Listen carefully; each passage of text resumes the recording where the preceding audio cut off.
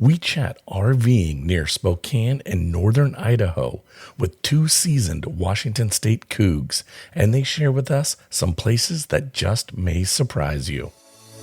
Welcome to RV Out West. I'm your host, Brooks. My Family of Four's base camp is located in the beautiful Pacific Northwest, and our RV adventures radiate out from there.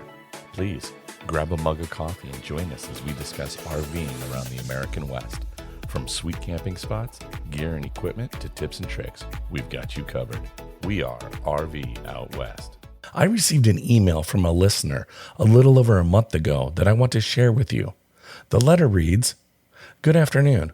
We are Kirk and Noel, and we live in both Spokane and Richland, and we enjoy your show very much. We have a 25-foot Airstream Atlas that we use for summer camping and mix it up with shorter trips in Washington and Idaho and longer trips to South Dakota, Wyoming, Colorado, and Utah. We have a Wazoo connection. I serve as president of WSU, and my wife, Noel, leads a research center at Wazoo Tri-Cities. I listen to your podcast driving between Pullman and Spokane on a weekly basis and appreciate the Northwest vibe and recommendations for where to camp. We will be staying at Deception's Pass this next year for the first time. Keep up the creative and inspiring topics coming. Go Cougs."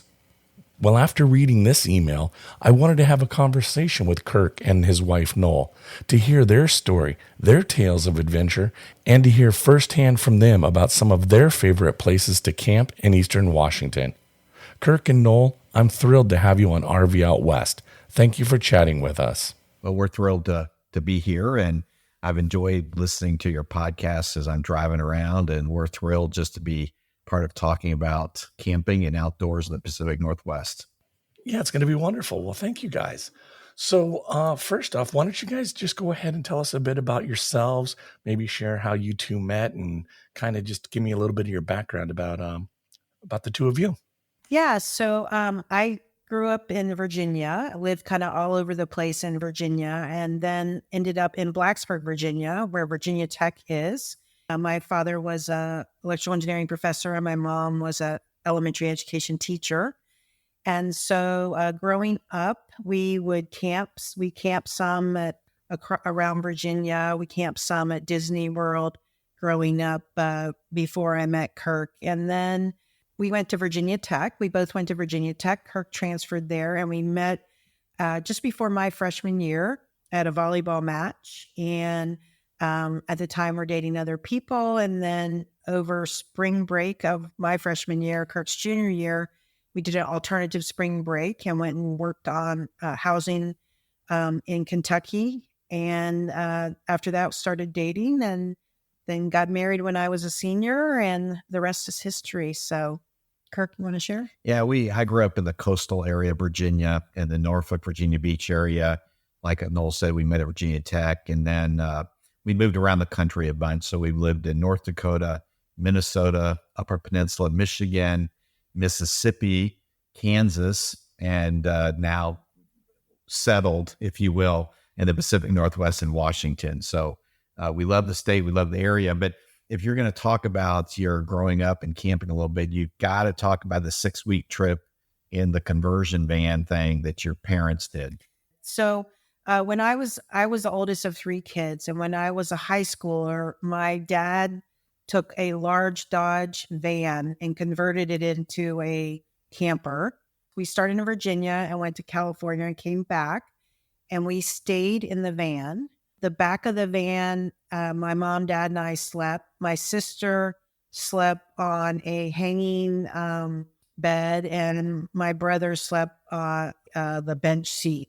But really, we had a chance to go to many different places around and experience that in a van, not the traditional conversion van that you would see today, but that's what it was in 1981. Wow, that is pretty amazing. Good little first taste of road tripping, I would take it then. Yes, definitely.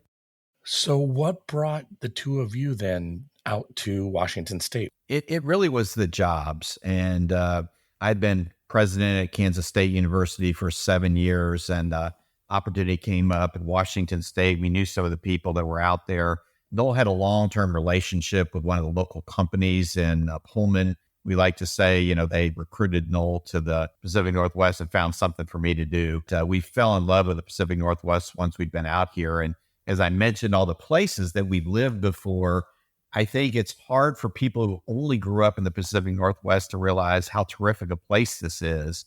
We've had the advantage of Deep South, East Coast, Upper Midwest, and then by the time you get here and you start, especially for those who want to be outdoors and camping, the fact that you have relatively few bugs, you have really long nights, it gets cool in the evening, it's almost ideal weather for being outdoors and outside.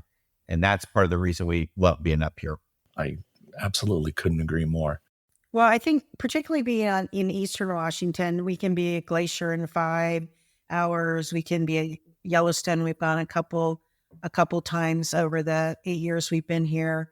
I mean, there's just a lot of parks relatively close by. Well, then tell me, how did the two of you kind of get into RVing? What was your decision? Was it one of you to say, hey, let's get an RV, or were you both kind of, what's the story there? How did that kind of transpire? Yeah, we have two sons. One, they're both essentially over 30 now. When we started a family, we started doing some tent camping again. And then I think Noel's the one that thought, hey, a pop-up may be a really good first step for us to take. So that was the first camper we had when we lived in Michigan, Upper Peninsula, Michigan, with all the state parks up there. We had a Coleman pop-up camper. I think we paid like $5,000 for it, or $4,000 brand new. We towed it with a Dodge Caravan minivan. The hitch dragged. We went over anything that was more than 3 inches tall. But that was our sort of, I remember we took it out on our first camping trip in, about April or May, and in Upper Peninsula, Michigan. There was still snow on the ground, but we were so excited to be in that thing. We were at a campground with snow piled around, and we ran the heater all night, and just thought we were in heaven. So that was our first foray into RVing. But I think it was really, we camped growing up. I was in the Boy Scouts. Our boys were in the Boy Scouts. So we did lots of tent camping. And I think as you get older, you decide it's kind of nice to have your coffee pot with you. And, when it rains, you hear it on the roof of the RV, but you don't wake up with your feet wet on the ground. Some of those kind of things. And then as we did more and more RV travel, I think we start, like everybody, your eye wanders a little bit and you see something else and you think, oh, that might be nicer to have a bathroom and a shower. And that's what happened as we sort of worked our way through various rigs over the last 10 to 15 years. Yeah. And the reason we got the second RV was because we didn't have air conditioning in our first RV, because we were in the Upper Peninsula of Michigan and you didn't need air conditioning. And we moved to Mississippi and you did need air conditioning in Mississippi. So that was part of the reason we changed to our second RV, which was a Jayco hybrid RV. Yep. And that's why we did it. Bathroom and AC, exact same reason. We were camping actually out in Eastern Washington, out in Republic. And when it was 115 a few years ago. Yep. Yeah, it was wild. So what's your RV? We have a 25-foot Airstream Atlas. It's has a Murphy bed in it. It's a motorhome on a Mercedes Sprinter chassis. So it's kind of small enough to fit lots of places, but it's big enough to have a full shower, a real bathroom, small galley space, and then the Murphy bed. So it's got a slide out and the Murphy bed comes down at night. And to be honest, before that, we had a 33-foot Airstream Classic that we pulled with a Ford F-250 diesel. And what you always say is 52 feet end to end. I mean, it was a big rig. That hitch was about 50 pounds, and schlepping it around, we just decided at some point it'd be nicer to have, we thought, something that was a little easier to maneuver, a little easier to park. And we went away from the sort of parking in one place and take the truck out and go different places during the day to now, the disadvantage, if you will, of a small motorhome is that's what you're driving. And so you tend to leave the campground, have to close it up in the morning before you're going everywhere. But we've gotten pretty good as a tag team at doing that. So we've been through pop-up, hybrid, 2 trailers of 125-foot, 133-foot, and now we're at the 25-foot motorhome. Let's talk about some of your adventures then. Over the course of your entire RVing experiences, from the pop-up to current, top 3 highlights. I'll start, and that gives Noel time to think about her answer, and maybe the same. I think Yellowstone for us is certainly, one of the top 3. And we've been there with the pop-up. We did that on a long trip from Michigan. We also did it with at least one of the trailers, and then this RV. So we've probably been to Yellowstone maybe 5 times or so, and it's a favorite every couple of years to go back. That'd be number 1. Number 2 is we took the present camper and we went to the sort of South Dakota area a couple of years ago. The Black Hills. What's that? The Black Yeah, Hills. the Black Hills, and sort of spent a week there. And probably the nicest state park was the Bluebell Campground, right down there at Custer State Park. We love that. Did you knock out Wall Drug while you were there too? Oh yeah, We got to do Wall Drag. Wall Drug, the Minuteman Missile Silo Place. We did Badlands, and we would go back there. There's some great stuff out in the Black Hills. Third one, I think, was, I'm just going through our trips and the stuff that we've gone and seen, is we got to see Arches a few years ago, and we camped down in Moab and saw Arches in Canyonland. And so that was also, those are different trips, but Yeah, of course. those are 3 highlights. What would you add? I would add this last summer, you don't tend to go close by, right? You go to places outside. So we've gone to Glacier and Yellowstone. We've gone to Crater Lake. We've done some of the last in Northern California. But this summer we actually did the Olympic Peninsula, and we spent a week on the Olympic Peninsula. And I was just really amazed at the diversity of the Olympic Peninsula, of different sites, everything from rainforest to mountains to seashore to ocean shore and all that. And so that was probably an unexpected. I didn't know a lot about the Olympic Peninsula, but that was a really cool experience that we got to have there. The one other experience that I'll share is the Apostle Islands. Way back with the boys in June timeframe on Lake Superior. The boys were probably 1 or 2 and 6. We took a ferry over to the Apostle Islands In Wisconsin. And we were coming from Grand Forks, North Dakota to go down to Ohio. And the challenge was, it was like 4 a.m. It was light. So our kids were up, and it was cold because you're on Lake Superior in early June, and we froze. So that was kind of maybe not a favorite, but maybe a memorable experience. But still, it's memorable. I mean, yeah, I want to check that out, that area as well. Let's talk about some of your Pacific Northwest adventures, places you've camped or hikes you've done or things you've seen. Yeah, in a rare moment for me, I actually wrote some stuff down to make sure that we didn't miss anything that we wanted. But let me first talk about some of the state parks that we've done in the Idaho Panhandle area. So, stuff within a 2-hour drive of Spokane. We had 3 state parks that we spent some time in our current RV and 25-foot motorhome. All of these have full hookups. Priest Lake State Park is about a 2-hour drive north.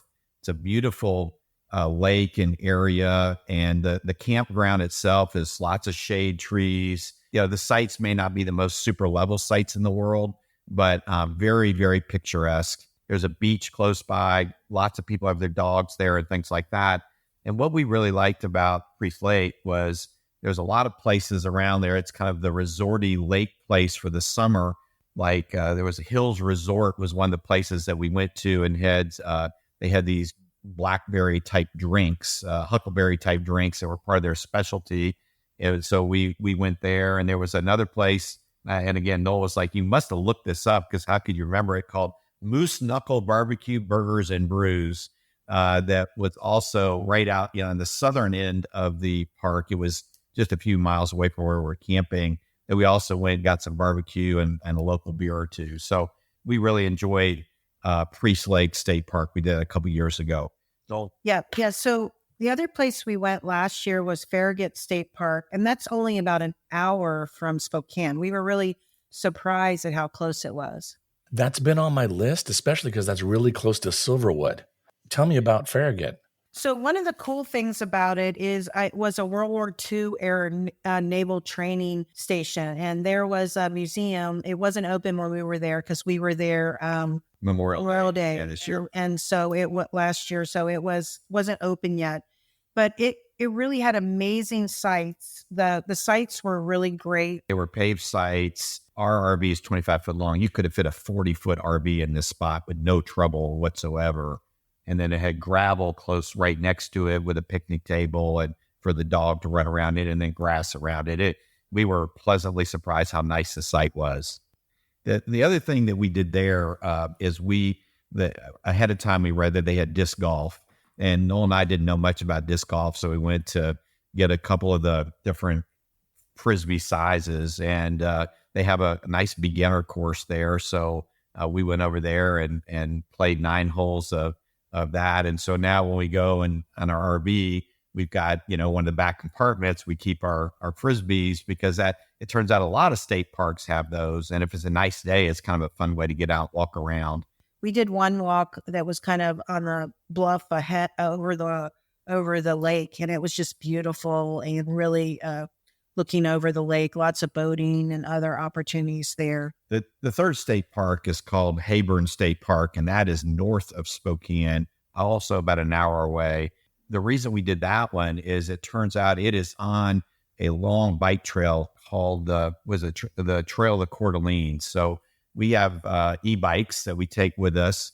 You can ride along next to the lake, and it turns out there's lots of lake places to stop to eat. And one of the ones that we've been to a couple times with friends who have boats on the lake. We also did on the bikes. Is called One Shot Charlie's. And it is right off the Trail of the Coeur d'Alenes. You can also drive to it. It's got a little campground there. And it's a well-known place on the lake. They have beer and burgers, and it's just got a kind of neat lake vibe, very laid-back type of place. And you definitely don't want to wear nice clothes there. It's a shorts and t-shirt and sandals kind of place. But we've enjoyed all the Idaho state parks, and I think we would love to go back to all 3 of them and plan to do so, because sometimes it's nice on a Friday after work. You want to go camping. You've talked about doing this, being prepared to go, but you don't necessarily always want to do a 6-hour drive or 5-hour drive or fight traffic. It's nice. All 3 of these places, you leave at 3:00 in the afternoon. You're having your first beverage and you're starting to fix dinner at 5:00 at your campsite, and it feels pretty good. Yeah, that's perfect. And you feel like you're miles away from home, and any sort of adulting responsibilities are waning with each sip of those tasty adult beverages. It's wonderful. I will add a note. At Hayburn, we actually found mosquitoes. So there's kind of a swampy marsh area. That was one of the times it was really nice to have the camper.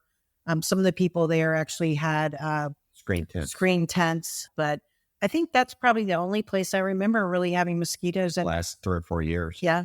We also, if we shift away from state parks, one of the other places that we've stayed several times, we have a house here now in Spokane, but we didn't used to, was the Spokane KOA Journey. And it's right off the interstate, and it's got full hookups. So what's nice about that, if you're not from the area, is it's only something like 14 miles from the KOA going to the west to go to downtown Spokane. And then Coeur d'Alene's about 21 miles to the east. So it's kind of central between the two. And there's a lot of fun things to do sort of in each place. So that one tends to be, if you're, somebody says, never been to Spokane, I've got a bigger rig and I need somewhere with full hookups, not sure I want to try a state park out yet. It's a really good, convenient place to stay. And that's been a lot of fun when we've used that. And they just did a really extensive renovation a couple years ago. We haven't stayed there since they did some renovation work, but there's lots of stuff to do in the Spokane Coeur d'Alene area as well. And then while I'm on a roll, the only other place that we've stayed is as you know, we're both work at Washington State, as we mentioned, and somebody that we met at a Washington State University event owns a private RV park in Coeur d'Alene, Blackwell Island RV Resorts. And so we've stayed there one time and stayed right on the water, and then rode our bikes over to downtown Coeur d'Alene. It was probably a mile and a half away. And then was able to spend, some of the time at the beach there and some of the local bars and stuff like that. So lots of places to stay. The local bars, you're saying in Coeur d'Alene, so you're able to ride your bikes to go to the bars? Oh, that's wonderful. And then restaurants and whatever. That's great. Yep. Yeah, and they also have a restaurant close by that's walking distance, a Cedars Floating Restaurant that you can go to. But we also enjoyed Beverly's at the Coeur d'Alene Resort, which is on the 7th floor, and you can look over Lake Coeur d'Alene and work there. Oh, cool. Let's talk a little bit about Spokane. I have not been to Spokane probably since Mount St. Helens erupted. It's been a hot changed minute. Slightly. Brooks, there's lots of cool things to do in Spokane, and it really kind of depends on what people are interested in trying to do when they're here. So if we put the camping part aside, say, what is there to do? A couple things. Downtown Spokane, there's a Riverwalk area that's got lots of grassy spaces and walking paths, and you can bike around there. That it's got some neat sculptures in the wintertime. If people are there in the wintertime, you can ice skate there. They have the ribbon that is not just an oval, but you can sort of ice skate around there, and you can also rollerblade and do other types of things. There's a really neat cultural museum.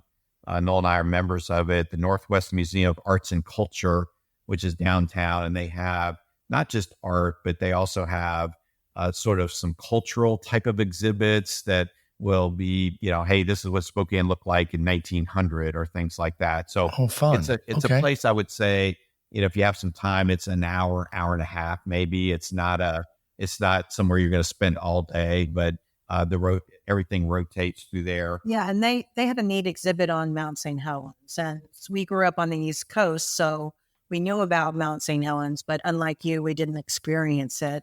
So it was really neat to see the photography, with the anniversary that's there. And, the other thing is Spokane was the smallest city to hold the World's Fair. And there was recently an anniversary on that. And so there's still some of the parts of that. And folks from Spokane are very proud of that fact of what they did. What year was that they held the World's Fair? Do you remember? I think I was going to look that up, but let me look it up and then we can talk about it. One of the other places that I would say in Spokane that's one of our favorites is a place called No Lie Brewery. It's N-O and then capital L-I. They're local. They have a big tap room and lots of good bar food. They also have, Noel's not a big beer drinker, so she tends to like cider. So they have ciders and things like that. Very family friendly too. It's not matter of fact, they have one area of the bar that's got a lot of the old style, like skee ball games and stuff. Then they got an outdoor area with this huge Jenga set and places to do things like that. So even if you just want to go on a hot day and get a beer or have a meal there, it's one of our favorite kind of Sunday afternoon places or after a bike ride going there. So it's over near the campus of Gonzaga University. So that's a little bit of where it is in Spokane. Okay. Fun. Yeah. So the World's Fair in Spokane was in 1974. So this summer they had a lot of 50th anniversary activities that went on. I knew it was an anniversary, couldn't remember exactly which one. So a lot of things going on. And several of the things in downtown the area that Kirk talked about really were built for the World's Fair, and then they continued to use those. Yeah, I remember the big carousel. Is there still the big carousel down there kind of by the Riverwalk or whatever? It is. Yeah. It is. Yeah. And it's okay. inside now. I don't know if it was inside before, but it's inside a building now, so you can sort of see part on the outside. But yeah. Fun. There's plenty to do, and I think people will be, if they've never been, pleasantly surprised. The other thing I will say about Spokane that's great is you can feel like you're in the city, and then 10 minutes later, you can feel like you're out in the middle of the woods. It's really nice to be able to have both those balance points pretty easily. Back to kind of your time in the Pacific Northwest, and after all of different life's adventures you've had living in the various different places you've lived, how has your expectations, has it aligned and not aligned? Kind of what's that been like? The weather's better than we thought it would be. If you look at a map and you see how far north Washington is, we had lived in North Dakota for some period of time, and you look and you think, oh my goodness, it's going to really be tough in the wintertime. And I've been really surprised and pleasantly surprised at kind of 4 very distinctive seasons that we have. So if you don't like winter, by March, it kind of goes away. And I think that's been a real positive for us. The other piece I'll mention is that we're so far north that the days are so long in the summertime, which, given what we do with working at a university, that's when you tend to have time off. And we just love the fact. And again, that was a little unanticipated. If you'd looked at a map, we would have figured that out. But until you're up here and you live through a whole year, you don't really kind of see that cycle. But I would say that was 2 items that I would mention. Yeah, I think 2 items that come to mind for me are, the first one is the laid backness. We grew up on the East Coast and spent some time in the South, and people are much more formal. We have to be careful sometimes when we head out east that we make sure we're dressed appropriately, not too casual, because we're pretty casual in the Pacific Northwest. For me, the other thing that really jumped out at me was the state of Washington, as we drove across it from Pullman to Seattle early in our time here, is the diversity across the state. And now, having also been in the Olympic Peninsula, pretty much there's just everything in the state of Washington. And so whether you're a beach person, although we are kind of warm beach, not cold beach people, but if you're a beach person, if there's just mountains, desert, there's just a little bit of everything in Washington. And I don't think when you talk about Washington, people think of Seattle and the Puget Sound area. But there's so much diversity. And I think that's where camping is such a great, where you can get out in those different places and learn about the communities and learn about what's happening and enjoy different activities in all those different areas. It's not kind of a cookie cutter where it's all the same that maybe in some other places. So I think the diversity of experiences outside in the state of Washington was kind of a surprise. Well, then, as we're just kind of wrapping up, the other thing I wanted to ask you, future plans. What are you guys looking at doing camping season 2025? We got some plans in place. So we are going to do a couple weekend trips just in the state, Deception Pass State Park. We've never been there. Already have my reservation. You're going to love it. I map it out like 9 months in advance. I put on my calendar that morning at 7:01. When it opens up, I always do my reservations for Washington State Parks. It's just, I find that way I sort of get the site I want when I want to. So we're going to we think we're going to go back to Lake Chelan also in May. But our big trip, and for us, this will be our longest RV trip, will be a 3-week trip in late June and July.